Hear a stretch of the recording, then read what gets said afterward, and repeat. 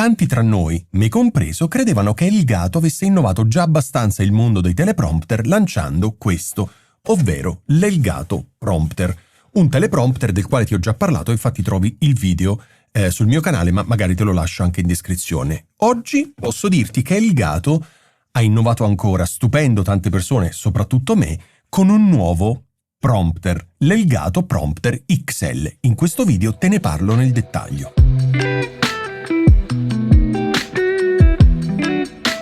Come ti raccontavo nell'introduzione, io sono un fan sfegatato di questo prompter della Elgato perché è un prompter che ha innovato tantissimo. Perché, oltre a essere un prompter normale come tutti gli altri, ha un monitor integrato, ha un display da 9 pollici. Questo che vuol dire che non devi stare lì a impazzire a utilizzare il tuo smartphone o il tuo tablet e quindi consumare le loro batterie, magari il telefono ti serve per telefonare o per fare altro. Quindi sei indipendente dallo smartphone o dal tablet e hai un monitor che tra l'altro può essere usato anche come monitor. Puoi anche aggiungere in questa schermata del monitor, non lo so, le persone con le quali stai parlando su Zoom. Insomma, ho fatto un video, ti lascio in descrizione il video qua da qualche parte, in modo che tu possa andarlo a vedere perché ho spiegato nel dettaglio le caratteristiche di questo potentissimo strumento.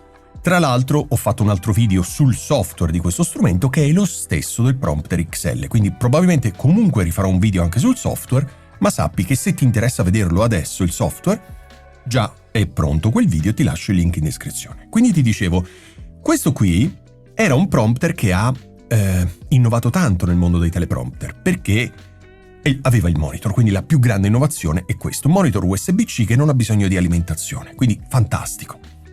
Tra l'altro puoi usarlo anche come monitor, quindi incredibile.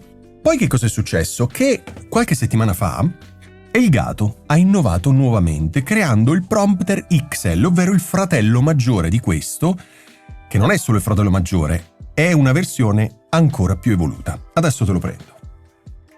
Ok, allora, come puoi vedere, questo qui è leggermente, più grande. Guarda, provo a prenderli in mano senza farli cadere, sperando di non farli cadere. Ok, questo è il fratello piccolo e questo è il fratello grande. Guarda un po', provo a girarlo senza distruggerli. Perdona se non riesco a essere precisissimo in questa inquadratura, ma è grande e pesante. Allora, questo qui è il Prompter XL. Piano. È il Prompter XL. Quali sono le differenze? Quale dei due dovresti comprare? In questo video voglio farti capire, notare le differenze tra i due prompter, ok?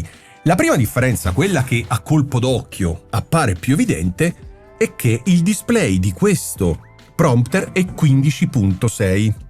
15.6 significa che rispetto ai 9 del precedente è infinitamente più grande, ma guarda una cosa incredibile. Aspetta, fermo. Ci vorrebbe uno studio gigantesco per fare il video di questo strumento. Guarda qui, questo è un monitor che si stacca, è magnetico, quindi va attaccato magneticamente sulla base, fantastico, si stacca e diventa un monitor qualsiasi, quindi puoi usare questo monitor col tuo computer, ci puoi fare quello che vuoi, da 15.6 pollici. Ed è fantastico, veramente fantastico. Bellissimo, anche questo USB-C, questa è la versione 3.2 della USB-C, mentre il prompter normale è la versione 3.0, quindi più veloce, più affidabile, eccetera, eccetera. Una grande caratteristica è che questo qui ha il tasto di accensione e spegnimento, quindi un'altra innovazione rispetto al prompter normale. Ma voglio raccontarti ancora un po' di altre cose che hanno tutte a che fare col monitor, fondamentalmente, e con la dimensione del monitor.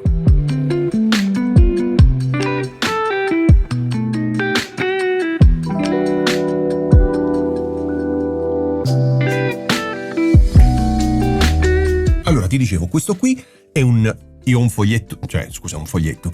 Ho qui davanti a me un altro monitor, sono pieno di monitor in questo studio, con un po' di differenze tra i due prompter perché voglio essere sicuro di raccontartele tutte. La differenza principale, come ti dicevo, è che questo è 15.6, l'altro era 9. Ovviamente, essendo più grande, anche la risoluzione è diversa. Questo è 1920x1080, quindi Full HD, quell'altro, il piccolino, era 1024x600. Quindi una risoluzione sicuramente più bassa. Ottima per quel display, ma sicuramente più bassa rispetto a questo che è Full HD, ok? Entrambi lavorano a 60 Hz e un'altra caratteristica che li differenzia è la brightness, quindi la brillantezza, la luminosità, ecco, non mi viene in italiano la traduzione, la luminosità dello schermo. Questo è 600 nits, che è l'unità di misura della brightness, della luminosità, quell'altro, il piccolino, è 400 nits. Ok, quindi 200 nits di differenza e 600-400 sono veramente tante. 200 in questo caso fanno veramente tanta differenza, quindi questo schermo è molto molto molto luminoso. Un'altra differenza ovviamente è il consumo energetico, che questo è 15 watt, quell'altro 4.5. Come ti raccontavo, questo è USB 3.2, quello è USB-C, questo ha il power button, quindi il tastino di accensione e spegnimento che io adoro su tutti i tipi di dispositivo, l'altro no. E ovviamente questo qui puoi anche staccare il monitor e l'altro è un monitor fisso, ok? Allora, quale dei due dovresti comprare? Dovresti comprare questo gigantesco super mega strafigo o quello piccolino che comunque è un gran bel prompter? Allora, la differenza la fa l'utilizzo che ne devi fare, ovviamente, e soprattutto la distanza. Perché se hai uno studio grande, questo qui è ottimo perché sicuramente non è un prompter che monti e smonti in continuazione, lo devi tenere fisso e basta. Questo qui lavora leggo sempre, fino a 4.6 metri, quindi riesci a leggere, grazie anche alla sua luminosità e allo schermo grande, fino a 4.6 metri, mentre il piccolino fino a 1,8 m. Che comunque, voglio dire, 1,8 m, quasi 2 metri, non è affatto male, ok? Quindi non so quanto è grande il tuo studio, la tua stanza, ma nel mio anche il piccolino va benissimo. Questo ovviamente è tutta un'altra storia, è veramente tutta un'altra storia.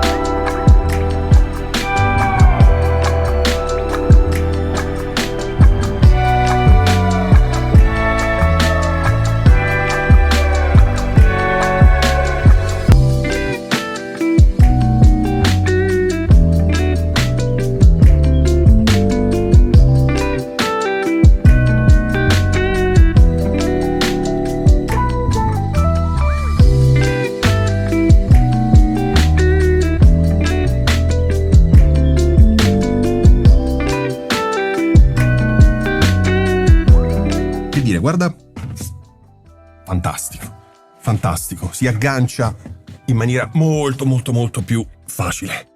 Questo pesa, ok? Pesa perché sì, quindi questo qui devi tenerlo su un treppiedi serio, non ti bastano i treppiedi, quelli super economici che trovi su Amazon, ti serve un treppiedi serio, ok? Perché sennò non lo reggi, ed è un peccato perché c'è un monitor, c'è la macchina fotografica e quant'altro. Ovviamente, anche essendo così grande, così pesante, questo qui va su un treppiedi, quindi c'è un altro... Dove l'ho messo? Non ero convinto di averlo qui, va bene. C'è un aggeggio che esce in dotazione che serve appunto per poggiare la macchina fotografica in modo tale che anche la macchina fotografica sia poggiata su quest'altro pezzo e tutto poggi sullo stativo. Ancora una volta, lo stativo che ti serve deve essere abbastanza resistente. Mentre... aspetta che poggio questo. Ok?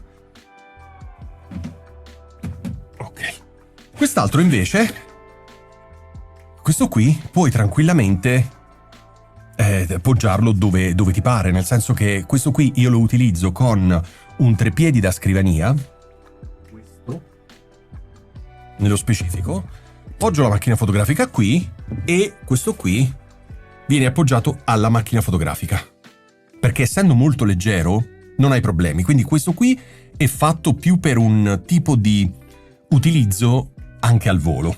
Certo, non piegandosi e non potendo staccare il monitor, sicuramente è fragile, quindi lo devi trattare con molta cura. Se avessi avuto la possibilità di piegare il monitor, sarebbe stato il top, però evidentemente non è fattibile come cosa.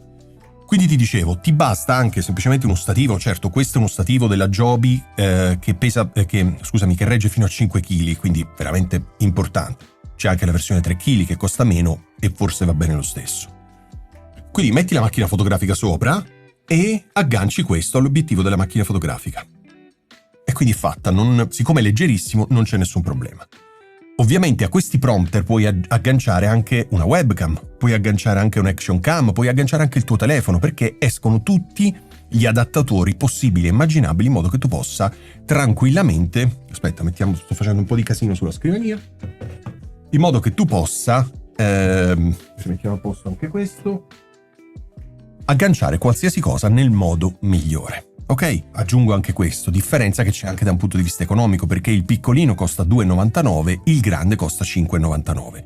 Lo so che sono cifre importanti, ma hanno un monitor, hanno tutta una serie di funzionalità che altri prompter non hanno. Quindi se cerchi un prompter semiprofessionale, un prompter serio possiamo dire, da montare nel tuo studio e da utilizzare fisso il grande prompter XL o anche da montare e smontare velocemente e facilmente il prompter normale, credo che i prodotti di Elgato siano veramente, veramente imbattibili al momento, proprio come da un punto di vista anche di rapporto qualità-prezzo. Lo so che 5,99 possono sembrarti tanti soldi, però comunque hai un monitor da 15,6 pollici con una risoluzione HD che si può staccare e puoi usare per qualsiasi cosa, quindi voglio dire, puoi usare questo prompter fino a quasi 5 metri, 4,6, quindi immagina di avere due persone, un'intervista con due persone, ecco, puoi avere un unico grande prompter a distanza, le persone fino a 4,6 metri e possono entrambe vedere cosa c'è scritto nel prompter, quindi è un utilizzo un po' più serio, un po' più professionale, quindi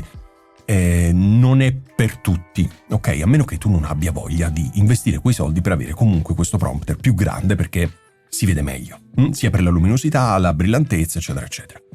Va bene, credo di averti raccontato abbastanza su questi due prompter, spero di averti dato tutte informazioni utili. Se hai domande, dubbi, curiosità, commenta e io ti rispondo nel più breve tempo possibile. Presto farò anche un video sul software di questo prompter, ma ti ripeto, è molto molto molto simile a quello che già ti ho fatto vedere, ok?